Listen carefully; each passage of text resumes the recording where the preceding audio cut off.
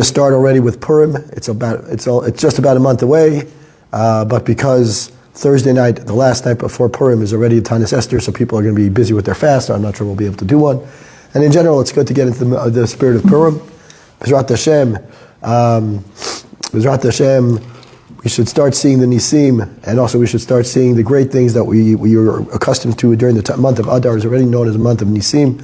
We should start seeing them soon. Once you pass the 15th of the month before, it says we start thinking about the next month. So Shloshim Yom Kodem Achag. So we're almost at Shloshim Yom Kodem Achag. We're actually closer than that.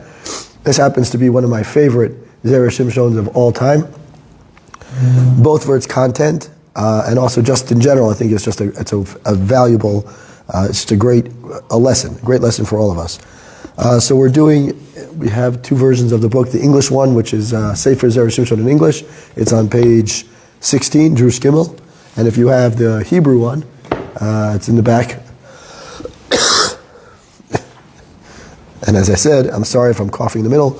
I've been battling since last Shabbos, a little bit of a cold. So Bezrat Hashem, and also I just wanted to say that on Tuesday night, all of us were at the amazing Hilul of Rabbi Yitzchak Abu Chatzer that was in Efrat. I just wanted to say that I saw last night, and I shared it in the group, but I want to say it just in public because I want everyone to realize that last year, I'm not even going to say who, but one of the hostages' mothers wrote a note on a bottle. It's on Israel National. Yeah, it's on National. Okay, so it's Agam Berger. Yeah, it's public knowledge. Agam Berger's mother, who actually throughout this time has become closer and closer to Yiddishkeit, she wrote a note on the bottle last year and left it in Agam's room. Now, again, I'm not saying it's the bottle, but whoever the tzaddik is, you have to say there's got to be the power of Torah and the power of tzaddikim is real, because it's unbelievable. I mean, it's mamash unbelievable. And besides the stories that we were sharing at the actual Hilulah, which were amazing also, but that one just brought me to tears last night when I was watching. It was mamash, just unbelievable. Anyway, so so we're at the story of Purim. We know the basic story of Purim. At the beginning of the Megillah, we have the story in which where the famous Mishteh, in which Achashverosh invites all the people from all over the lands, and everyone gets a little bit drunk, or everyone gets a little bit, or is meant to get drunk, and he's supposed to show off Vashti, and she doesn't come. And in the beginning, first few psukim of the Megillah, it says that the shtiyah, the drink was kadat enones, meaning it was just like every person, most people say it's, everyone drank as if there was anyone who could drink whatever they want. You can drink a big cup, drink a small cup, drink whatever we want you to drink. The Gemara says actually every person said, I want to drink this kind of wine from my country, so they gave them that country. In other words, it was like a real feast. It was a real thing. And it says, the pasuk says, Vashtiya kadat enones,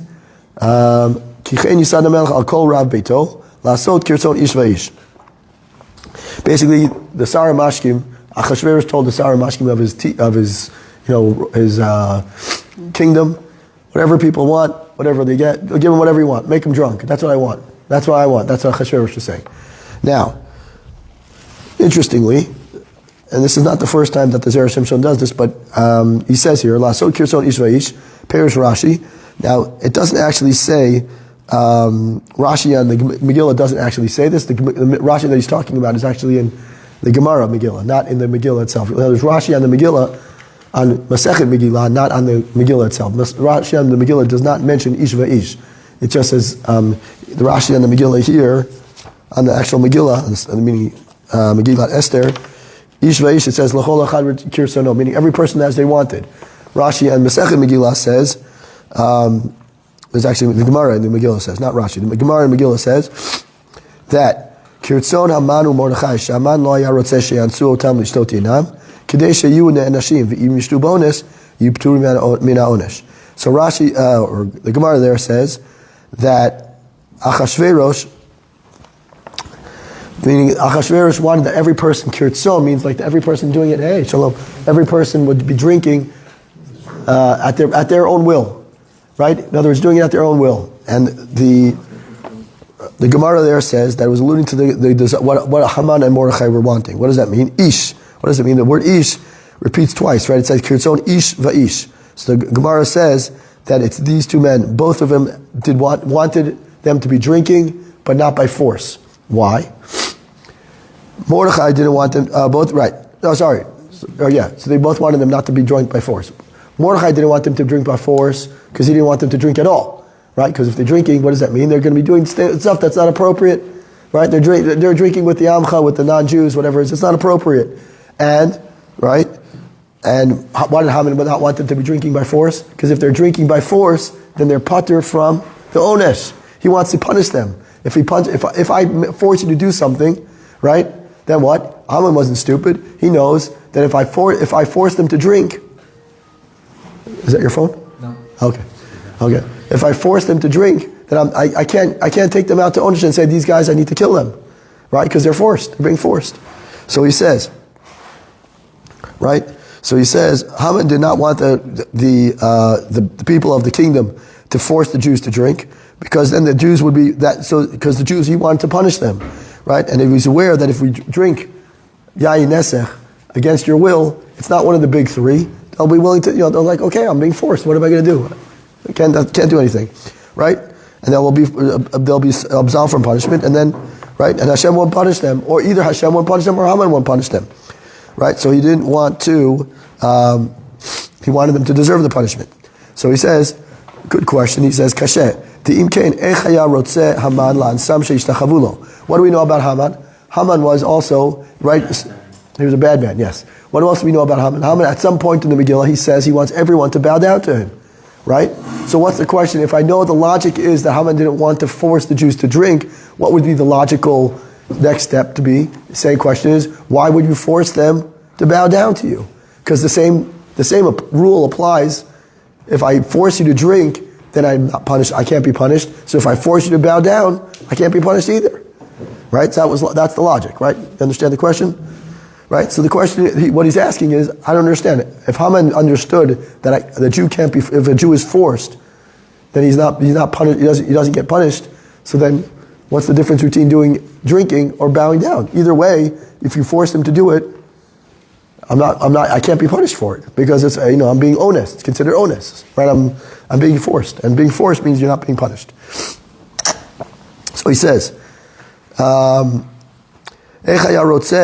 So he says, how would Haman want to force them to bow down? They say either Haman himself was either considered, or he considered himself to be an avodah zarah, or he had something around his neck. So either way, he wanted them to bow down to the avodah zarah, meaning either it's Haman himself or the little idol that he had around his neck. Either way, like I said, if they're being forced, this is his question. Like if they're being forced, why would Haman even consider it? So he says like this: once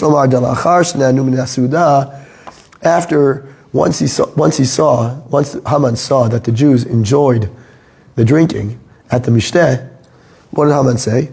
Right? They drank the wine willingly, right? He doesn't have to force him anymore. Why not?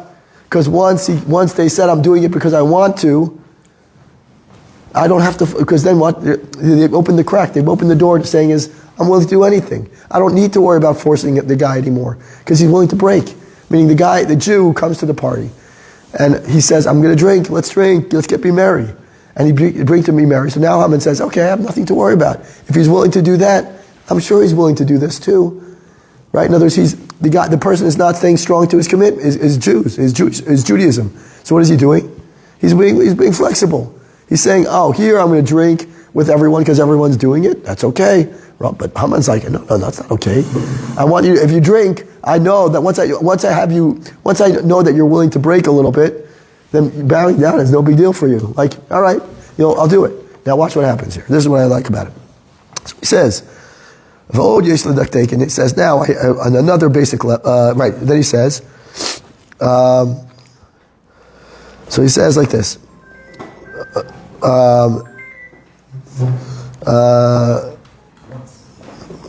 okay, so he says, ועוד יש לדקדק על פסוק, ויגידו להמן לראות היעמדו דברי מרדכי כי יגיד להם אשר הוא יהודי. This whole premise of this Torah is based on one thing. That Haman said, what was Haman's premise? Haman's premise was that kill the Jews, it's no big deal because they're willing to bend, they're willing to give up. So he says now he's going to ask a question, or he's going to kind of fine tune the question, and then then he's going to bring it all together, which is beautiful. So he says, if you in Perek Gimel, it says that it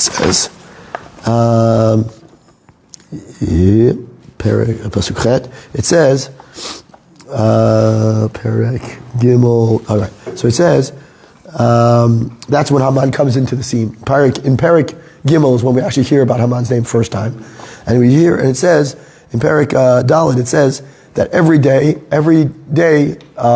Mordecai would not bow to Haman, right? Every day, and they would say, "Oh, he's Jewish," right? He would say he's Jewish, and they'd say, "Wait, we want to see whether." It says, he told Haman to see whether Mordecai's words, "Ve'gidu la'aman lirot hayamdu divrei Mordecai ki yigid lahem asher hu Yehudi." So the English translation says they told Haman to see whether Mordecai's words would endure or come true, for he had told them that he was a Jew. Okay, so now he says shenireh. So he says shenireh shamar davar she'efshar lo shelo ya'amod. Right, when you say hayamdu divrei Mordecai, it sounds like there's something that Mordecai is going to do. It sounds like it says, will his words endure? Will his words hold water? Right? Let's, instead of saying endure, say hold water. Or will they be true? Right? If I say that, what does that mean? That there's a chance that they won't be true. Meaning that there's something that he's going to do or not do, or say or not say, that may be, in other words, he's up until now saying that he's a Jew. Right? But Haman's like, wait a minute. Let's see if he's really a Jew. That's what Haman is thinking. Test him. Now, how's he going to test him? What do you say? Exactly, test him. Right? Right? That would maybe said something. So, what's the only thing he said? He said the only thing he said is he's a Jew. So what's the only thing that Haman can test him on? His Judaism. Right? That's the only thing he can test him in. So let's see if you're really willing to break.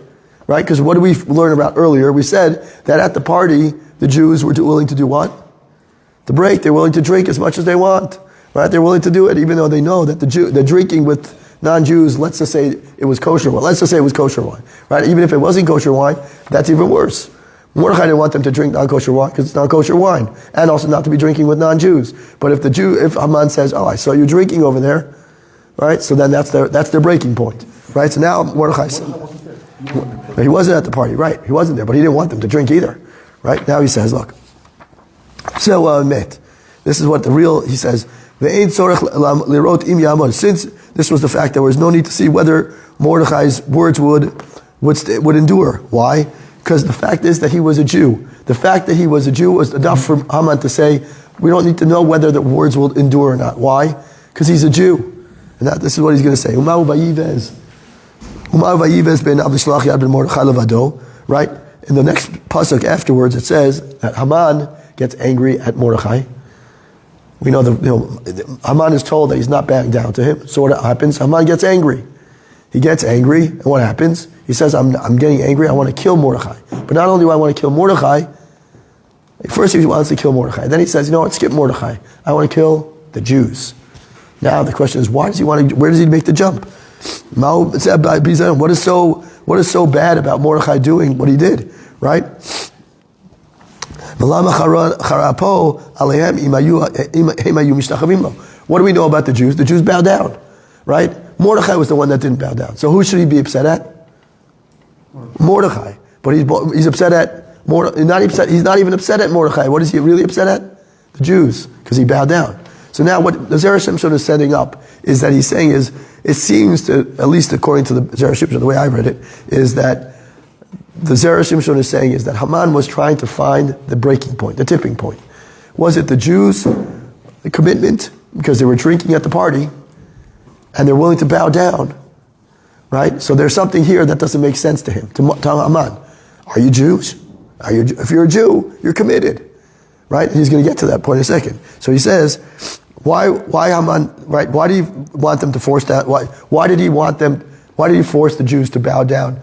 to get punishment. Why? So he says that indeed was not seeking to have the Jews it says here, based on the earlier question, why Haman sought to force the Jews to bow down, even though they would not lead to their punishment. The Zera Shimshon suggests that Haman indeed was not seeking to have the Jews incur liability for the sin of bowing down. Like you'll see what he says. He says, "V'yesh lomar she'Haman lo haya avodah zarah mamash."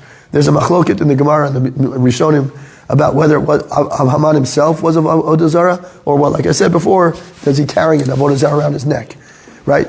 If we say that he was an actual avodah zarah, either way, right? What do we know? That if we say that if Haman wasn't an actual avodah zarah, right? It's not actually. I'm not accepting the avodah zarah as Hashem, as a God. God forbid. I'm not accepting. I'm doing it because I'm scared this guy's gonna, blow my brains out. I'm not scared of. I'm not really accepting it. I'm doing it because. Yeah, but I'm not. But again, if I'm bowing down to the person because I know that if I don't do it, I'm scared. It's out of fear. Then there's no real punishment, right? If I really believe, if I'm doing it out of fear, I'm not doing it because I want to do it, right? The reason why you're bichayav on avodah zarah is because I want to do it. I'm not doing it because I want to. So he says like this. He says, "V'af Mordecai hayalo lishtachavot." If we assume this direction that Haman was not actually avodah zarah, what should Mordecai have done? He could have bowed down to him, right? Because he wasn't avodah zarah. Like there was no reason. Like he could have said what? He could have said, "Okay, he's not avodah zarah. I'm not doing anything." He says, "No, this is my favorite line." Not yet, but one of my favorite lines of Zera Shimshon is coming up. Just an example the other day when I was learning with someone. Right? Imagine you have to go to the bathroom, right? And you're on a road trip, and the closest bathroom is in a McDonald's, and you don't have a baseball hat, and you don't want to take off your kippah, right? You walk into the bathroom, you go to the McDonald's. Could anyone say, "Okay, sir, go right in there, no problem"? Now, is there a small chance that someone might see you and say, "Hey, there's a Jew going into McDonald's"? Yes. If you really have to go, I'm sure you'd say, "I'll take off my kippah. I'd rather do that than walk in with the kippah." But let's. What? Oh, right. I'm saying, but the point is that for Kiddush Hashem purposes, you probably could say, "You know what? I'll wait 5 more minutes. I'll drive 5 more minutes on the road. If I really have to go, then I'll do something else. But I'll wait 5 more minutes on the road. Maybe there's a gas station, right? And then I know for Kiddush Hashem purposes, and that may be the example is not the exact correlation, but the idea is the same. Mordecai knew that he didn't have to bow. He could have bowed down because he wasn't avodah zarah. He could have easily said, "Okay, fine." But he said, "No, I want to be Mekadesh Hashem. I want to stay strong on my commitment and my Judaism." And then he says, "V'zo hayta kavanat Mordecai. Af al pi shehu eino avodah zarah u'minadin mutar." This is my favorite line of the whole. I think all of Zera Shimshon. We're doing Jewish Gimel in Megillah and Megilat Esther. Bow down to Hashem, right? I want to be a full Jew. If I start giving in to every little thing, I'm starting to make commitments. Maybe I understand that it's not that he's not avodah zarah, but maybe the next person says, "Oh, Mordecai, bow down," right? And he understands me differently. No, I'm going to hold on. I'm going to stand strong. And he says, "I don't want to do anything that's going to make people think differently about me, and I will do it because I also love Hashem." So, why are we doing Megilat Esther? I'll stop for a second. So the reason why we're doing Megilat Esther is 2 reasons. One reason is because as we get closer to 30 days before the Chag, already was 2 days ago. So that's the first thing. Second of all, Megilat Esther has, that one doesn't have it? I'm sorry. The Megilat Esther, I happen to find Megilat Esther has a lot of great shorter pieces that are really valuable. There's a lot of good, great content. And then if we try to force it all into 1 or 2 lessons, we miss things. So Haman, or anyone, test my Judaism. I'm doing Judaism all the way. This is Judaism all the way, 100%. If you think, yes, I know that probably by halachic standards, I can, no problem. Right? It's like, there are so many examples of what we could do. Halachically, I'm sure I could do X, Y, Z, that would be no problem. But I realized that I think there was a famous story. I think there was a story by, there's a book, what's it called? To Kindle a Soul. Yeah, there's a book called To Kindle a Soul. I forgot who wrote it. And he says, the flash is on. And he says there that his son else, I think the same story, like his son had to go to the restroom, and they were on the trip, and the son, was a frum guy, kid, and they said, so the father goes to him, "We can go in here." They walk into a bar. So the father and the kid goes there and he goes, Abba, what? Every Jew is supposed to be rejecting idolatry. So therefore, you and I should all be called, Sasha Yehudi. We rejected idolatry. What's the big deal? Like that's not a big feat. Right? It's not a mila for, right? That's what the Gemara says. So he says, isn't it, right? That's his obligation, is not to bow down to reject idolatry. So if that's the case, I should get the name HaYehudi, the Jew, for that. Right, that doesn't make sense. It must be that we have to say that Haman was not actually an idol. He wasn't actually an idol. That rather Mordecai acted beyond what was supposed to happen. He went above and beyond the call of duty. Right? We always know that that's the story. Like what are the stories that we always see? The story, the person who did what they were supposed to do, we almost never hear about that. Right? There are thousands of examples, or the gal in this case, right? So he says, and by the way, this Zera Shimshon does this several times. I think with Avram Avinu we learned about a story about how he's willing to go back into save Lot because Lot, if I recall correctly, Lot and Avram had very similar features, and this according to Zera Shimshon, he says that they have very similar features and physical features, maybe even like they had almost like Yaakov and Yitzchak had like very similar features, and Avram said that someone might say that they captured Avram because because Lot looks so much like Avram. They're going to say he captured Avram for the sake of Kiddush Hashem. I'm going to go in and do something crazy, even though that's not Avram's nature, because he wanted to be Mekadesh Hashem. So the same thing here. He's saying is that that Mordecai went to do something beyond. He went the sake of being Mekadesh Hashem, the Karei Le Yehudi, and that's why he gets called the name Ha Yehudi. That's why he gets called the Jew, right? Why is he called the Jew? Because he did something that was so. I had the justification for it. I had the justification. He's not an avodah zara. For God's sake, he's not even. There's nothing wrong with me bowing down to the guy. It doesn't look good, but it's okay. Whatever. Not a big deal. Like at the end of the day, someone's going to say, but when we look at people and we look at what they are doing and we start justifying what they're doing because we think we know better than them, right? But their actions are showing us, teaching us something, right? So the person who, where was I just heard about a story where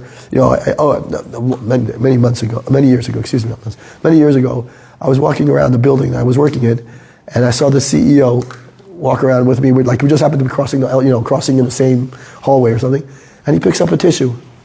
It was on the floor. I didn't even notice it, but he picked it up, and I said, I'm really impressed. You picked it up. He goes, it's not because I can't. I know the cleaning guy's going to come by any minute now. He says, because I think it's important for people to see that even the CEO is willing to pick up the dirt. He says, you have to will. You can't be saying, oh, I'm the CEO, I'll let the cleaning guy. No, I see something about it. So the point is if you know something you can make a difference, an easy, small thing, for you it might be a big thing, but that small thing that you can do for someone else, it will make a big deal for that person too. It's a kind word, whatever it is, they'll remember you for that and they'll appreciate it. So that's what Mordecai is doing here. Mordecai knew that he could have bowed down. He didn't. He said no. And then look what happens here. Next part. Now he says, and this is exactly, he said, now when the servants heard that Mordecai, that when Mordecai explained to them that it was not actually prohibiting for him to bow down, right? But he would wish to say that he was being Mekadesh Hashem. Amru la'aman lir'ot ha'yamdu divrei Mordecai. That's when they told Hashem, let's see if Mordecai is really willing to hold up to what he said, right? Lir'ot im Mordecai yimsor atzmo limitar b'dvar shu mutar min hadin. Was he willing to give up his life for something that's permitted? Meaning, at the end of the day, right? Is he willing to submit himself to death in order to sanctify the name of Hashem, even for something that permits? Or he's going to say, oh no, Haman's threatening to kill the Jews, or he's threatening to kill me. That's my out clause. I got my get out of jail free card, so now I'm going to start bowing down. Is he really committed? Is Mordecai committed enough to say, I'm going to go to I'm going to the end? Whatever you do, I'll do it. Right? What did Daniel Pearl? Remember Daniel Pearl, the famous journalist? Remember before he got killed, what did he say? My mom's a Jew, my dad's a Jew. Right, exactly. I'm a Jew. Right, he said, I'm willing to do it until the last second. Right, he was willing to do it. No questions asked. So the point is, the Avadim, the servants of Haman were saying, we want to see if Mordecai is really willing to do, does he really say is he really holding by what he's saying, or he just wants to find, he's waiting to see how far you're willing to go. Right? So he says, that Now we say, now we understand when it says, before, when you said that when at the Parak Gimel, where Haman is introduced, it says that he gets angry at Mordecai, and then he wants to kill all the Jews. The question is, what's going on here? It was hard for him to kill only Mordecai, right? Because we said, wait a minute, I understand. Right? For Mordecai had a good argument. He said, a Jew remains a Jew, right? If Mordecai says, I'm a Jew, I'm standing with my words. I'm standing. So since Mordecai was consistent with his conduct, with his behavior, and willing to sacrifice his life for the sake of his beliefs, Haman felt that it would be right. It would be not right to kill him. The opposite happened. What did Haman say? Haman said, "I want to kill Mordecai." Why? Because he's just another Jew, right? No, but Mordecai held on, and now Haman. What happens with Haman? He gets angry. He says, "Wait a minute. I actually respect the guy." Why does he get upset? He gets upset because he knows he's right. He gets upset because we've learned in kindergarten. We learned that Haman got upset at Mordecai, and he said, "Well, Mordecai will expand to all the Jews too." The answer is no. The answer is that according to the Zera Shimshon, it's that Haman actually started gaining respect for Mordecai because what he was willing to say, I'm committed. Once you're committed to so much to your thing, Haman has nothing to do there. He's like, I'm getting so angry. Like when you know the person's right. The other person's right, you get angry because you're just like, oh, I knew that was right. Like, right? So that's the situation here. He says exactly that. About Mordecai, he says, but towards the nation of the Jew, of Mordecai, Mordecai's nation, now I have even greater anger. Why do I have greater anger? Sheinam lo Yudim v'lo Aramiyim. They're not Jews and not non-Jews. Why? Because they're showing, in some places, they're saying is, no, we're willing to do certain things like the Jews. And then sometimes we're willing to show ourselves like the non-Jews. Example, I'm willing to bow down. I'm willing to drink with the non-Jews. But no, I keep Shabbos, right? Or no, I'm, I keep kosher. Well, no, you don't. You just drink with the non-Jews. Or you're bowing down because I said it. I might kill you guys. If you're a Jew, you're a Jew. So hold up, stand tall. And he says, that is the intent of why it says, after saying that Haman he said Mordecai should be, in theory, he should be willing. He should be eligible to be killed. He wanted to kill all the Jews because he said, he says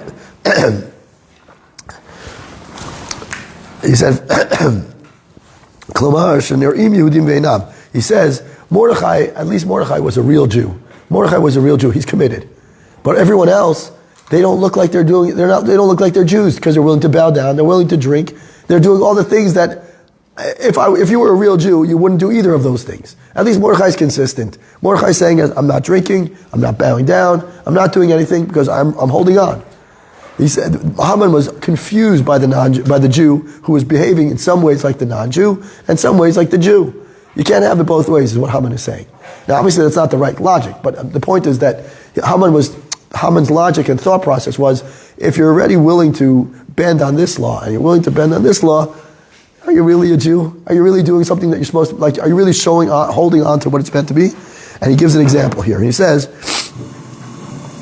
the example is in the Gemara in Yerushalmi.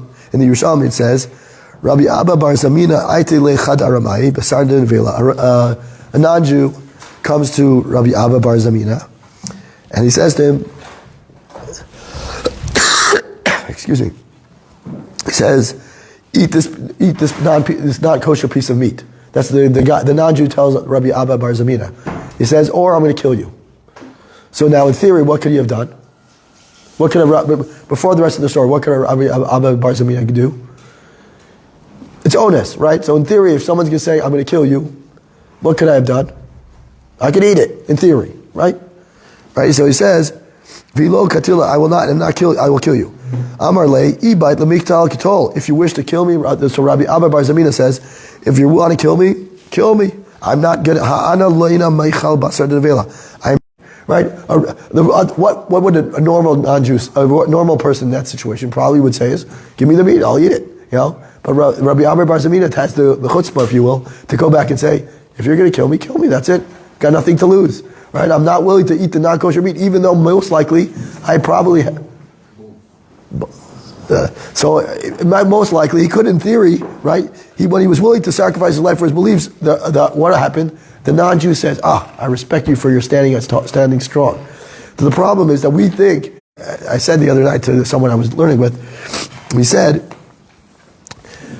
when we look at the extremes on either side, a lot of times the two extremes have a lot more in common with each other than we think, right? Again, whether you agree with it or not, I'm just saying the two extreme sides of any situation usually are much more in common because they're willing to go the whole way. The people in the middle is where the problem is. Now, I'm not going into politics, I'm not going to anything. I'm just saying in general, when you have someone who's so, like they say in Yiddish, for bread, like they're burnt, they're going hardcore. On either side of the argument, whatever argument it is, they're willing to go all the way, they're willing to go all the way. It doesn't make a difference what side they hold. The guy in the middle says, well, we got to start thinking about this and this and this and this. That's the person that usually is the easiest one to convince one way or like to convince. Because why? They're already showing their card. They're saying it's, So the point is, why do I love this piece so much, even though it's very short? The reason why I love this piece so much is because Mordecai is teaching us a very powerful lesson. Not just because it's about Mordecai in my name, but he says, I love this line. This line says, Ani rotzeh liot Yehudi shalem. That's the line, right? Ve'ini rotzeh li'stachavot lo klal v'ikar. I want to be an absolute Jew, right? Now we can obviously ask the question is, what does it mean to be an absolute Jew? But the point here is that saying is, when we're tested in a daily life, and when we go traveling, wherever we are in a situation where we are not necessarily exposed to people who are either less religious than us, not Jewish at all, what do we do to say, I'm going to hold on? Like, do we say, is that kosher? Is there a place I can go that maybe not, that maybe people won't necessarily question what I'm doing? Is there a way for me to explain myself, right? Or I went on business trips. I used to go business trips more, and I don't do it as much. When I go on business trips and I walk around with the kippah, right? So now, when we go on kippah, people always see you, they ask you a question. I'm just like, well, this is a kosher establishment, so I can eat here. What is kosher? You start explaining. Oh, so does that mean that you can't eat you can't eat burgers and cheese? No, I can't eat burgers and cheese, right? Oh, so we can't go to McDonald's? No, you can't go. Right. So then and then they say, oh, we'll make the same food, but we won't put, the meat on top. I'm like, it's not so simple. Oh, I'll take you to a restaurant and we'll tell the maitre d' that you're kosher. I'm like, okay, let's see what happens with that. And I go to the restaurant and the guy's like, I have no idea what that is. I'm like, I didn't think so we'll figure it out. Whatever, but the point is, and people ask me all the time now, like, oh, we're so sorry, what's going on? One guy last week, 2 weeks ago, when the first hostages came back, these two guys from India that I work with. The first ceasefire? No, just now, like the first round, they called me, I think they texted me on Teams and they said, Mordecai, you must be thrilled. These guys, the hostages are coming back. I'm like, yeah, from the outside, it looks great. I'm really happy. Honestly, I'm happy that these people came back alive, period, full stop. But I said, and he said, but what's the problem? I said, because we're getting 3 back. We're not getting all of them back. We're playing into their hand. And also, I said, this situation should have never happened. And I'm explaining to them, and I'm like, they're parading them around, this whole thing. And they're like, whoa. They were blown away. They said, we only saw the picture of the release, so they thought it was like the biggest thing. I'm like, there's 99, at that time there were like 99 other people stuck. And I don't know we don't know anything about, most of them, we don't know their status, right? I'm like, that's what we have to think about.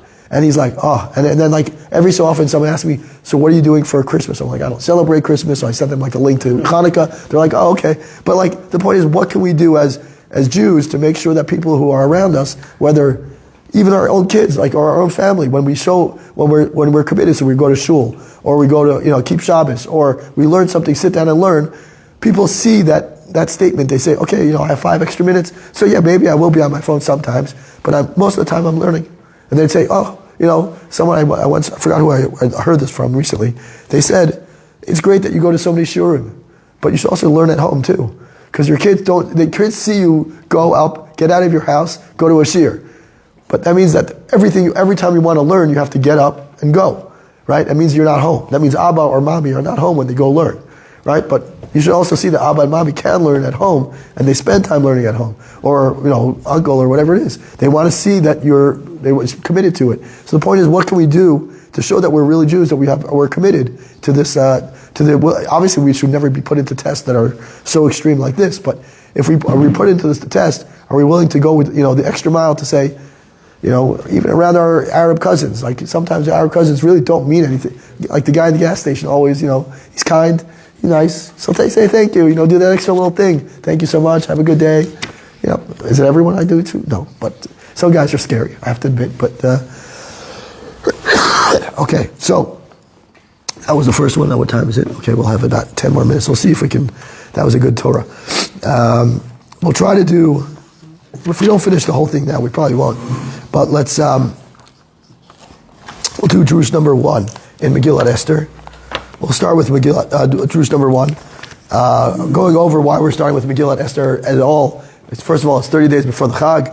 Second of all, I think Megilat Esther has a lot to teach us. Third of all, I think I happen to like the Zera Shimshon's thought process on the Megillah in general. And most of his Torahs on the Megillah are relatively interesting. Also, one of them, we have to remember that the fast is Thursday night this year, right? Thursday, right? So we're Megillah Thursday night, so that's already one night. One week is off, so we're already 3 weeks to Purim. So then you are 3 weeks to Purim. You have to squeeze it into 2 weeks. It's not so easy. So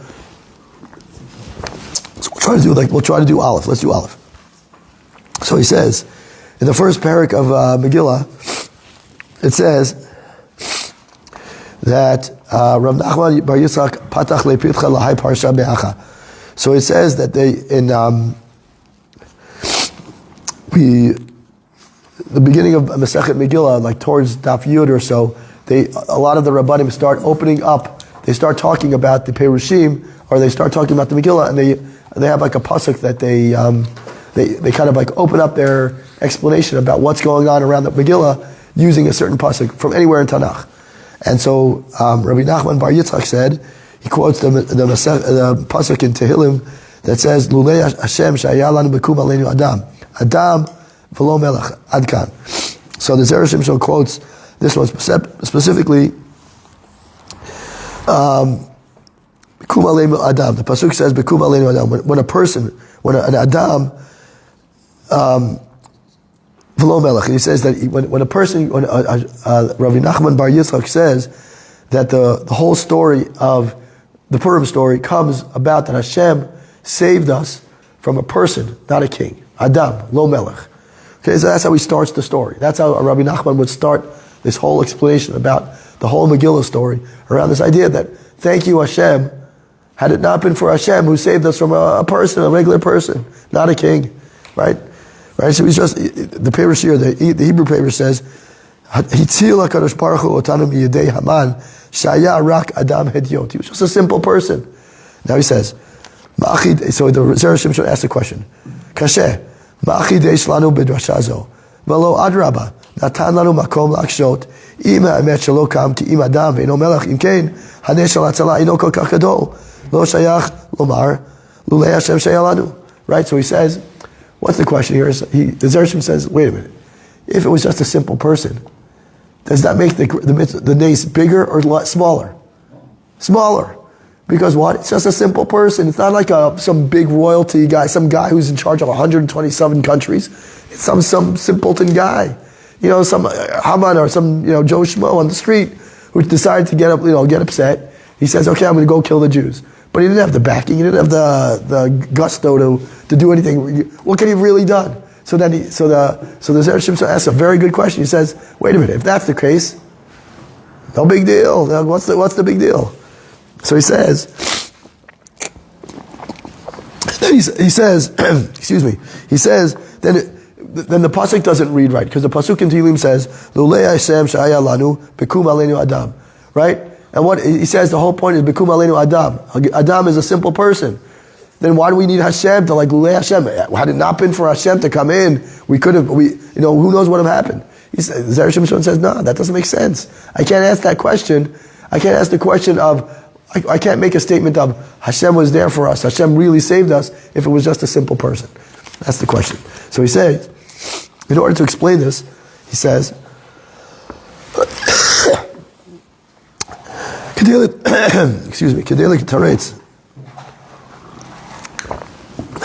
Taretz Kushiazo. Sorry that my voice is like this. It's been like this since Sunday, and it's not going away. Kedei l'taretz kushia zo mishum hachi Rabbi Nachman bar Yitzchak haya potech b'Megilat Esther b'pasuk zeh. So he says, in order to explain this, So in order to ask this, in order to explain this question, he says that what we have to, in order to explain this question, is we have to understand that he says, "B'nei Purim no dalanu beverur shakadosh baruch hu maktim lanu rufuah lamakah." There's a famous idea that Hashem, before He punishes us, He's already come up with a solution to the problem, right? A famous example would be, in the Purim story, it says that Haman weighed a certain amount of shkalim, and the Gemara there says, "You were trying to weigh shkalim to kill my sons. We already had shekel, chatzi shekel, in the midbar already. So their chatzi shekel from then is going to save this shekel. That chatzi shekel that they did is going to save them from this shekel, right? So in other words, the point is that there's a lot of examples. That's just one example. Shalom. So he says that. He says here. So he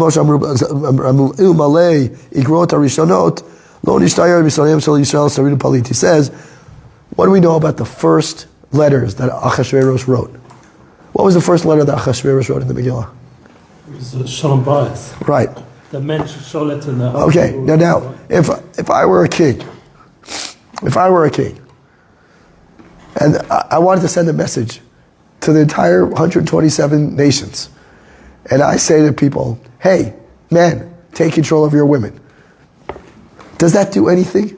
At that time in history, men were in control of the women anyway. There was no chiddush about what he's doing. It wasn't like that part of the world. Exactly. I'm saying, like, what was he saying? Was there anything new? Was he saying, like, hey, take control of, he wasn't saying, like, in the next letter he says, okay, Jews need to, all Jews have to bow down, whatever it was. Jews have to bow down to Haman. They have to listen to what Haman says, whatever, the signet ring. Then you can say, okay, that's a good letter. But the point is that he's going to prove. So he said, excuse me. So he said, so he says here like this. Had Achashverosh not sent the first message, basically what he's saying is that the first message Achashverosh sent undermined his entire kingdom. Because the first letter that he sent was a letter of stupidity. I hate to say that, but it's true. But the truth is, he said nothing special. He said nothing that people didn't know already. Okay, I mean, it just proves like what level Achashverosh was talking about. Like, I don't need a reminder. I don't need a king. I don't need the president of the United States to say, respect your wife, right? Like, maybe if this president said it, I'd be impressed. But at the end of the day, like, if the king of the world said to me, make sure to respect your wife, dude, I know that already. That's not news, right? And that's the first thing you're going out with. Like, the first thing I meet Achashverosh, and the first thing I hear him do is send a letter to the men of the world saying, this is what you got to do. That undermines his entire kingdom, because his whole reason, like what they say, reason d'etre is nothing. What are you doing? You're a simple guy, right? So he says here, right, because he says, so the Parish here says,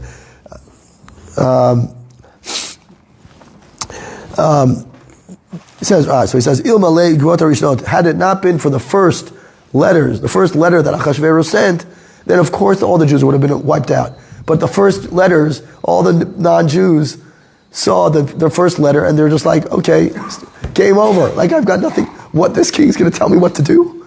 Like, now every other letter that he sends me is worth nothing. So he says, this is what he's proving, the Zera Shimshon is proving, saying is that the first letter that Achashverosh sent was like the beginning of the refuat of the Makkah. Meaning, once Achashverosh sent out that letter, which was obviously sent by Hashem, made him send that letter, then what? All the non-Jews that were willing to go out and kill the Jews have said, I've got this king?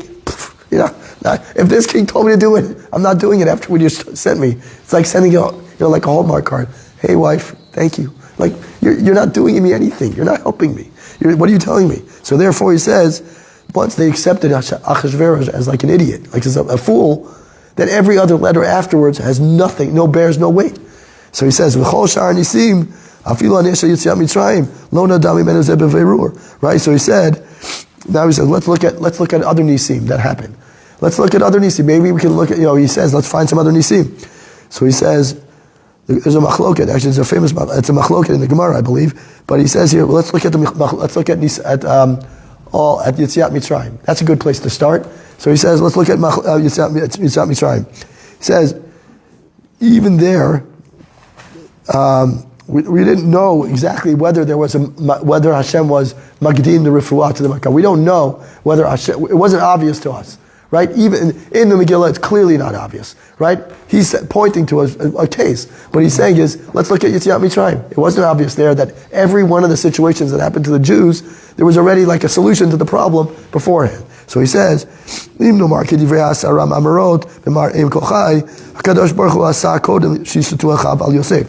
He goes to the Asara Ma'amarot by the Ma'amar Asara Ma'amarot. It's a sefer based on I don't want to call it Kabalat because it's not really Kabbalah per se, but he quotes he doesn't even he says that Hashem was obligated to in the Asara Ma'amarot, the sefer Asara Ma'amarot. It says that Hashem was quote unquote obligated to take the Jews out of Mitzrayim, because to redeem a Jew who was being sold as a slave to an idolater. Okay? Now, since the obligation applies only when the Jew was sold by another Jew, so what do we know? Who sold? That's why Hashem set it up that the brothers sold Yosef to the non-Jew, right? To the Mitzrayim, or to the Ishmaelim or whatever. Because if the brothers hadn't done it, then what would have happened? Then Hashem would say, listen, it's a non-Jew, bought it, took him as an Eved, no big deal. Here it's because a Jew sold a Jew to the thing. So there he's starting to show you that it's already Magdim Refuah L'Makkah. So he's saying, but Yosef had to be kidnapped by his brothers, so that way it sets up the scene in which then Hashem says, a Jew was kidnapped by his own brothers, sold by his own brothers to a non-Jew, now I have an obligation to free him. So that's how he's setting it up. Now, we're going to stop here, because we're just a little bit late. Amen. Yeah.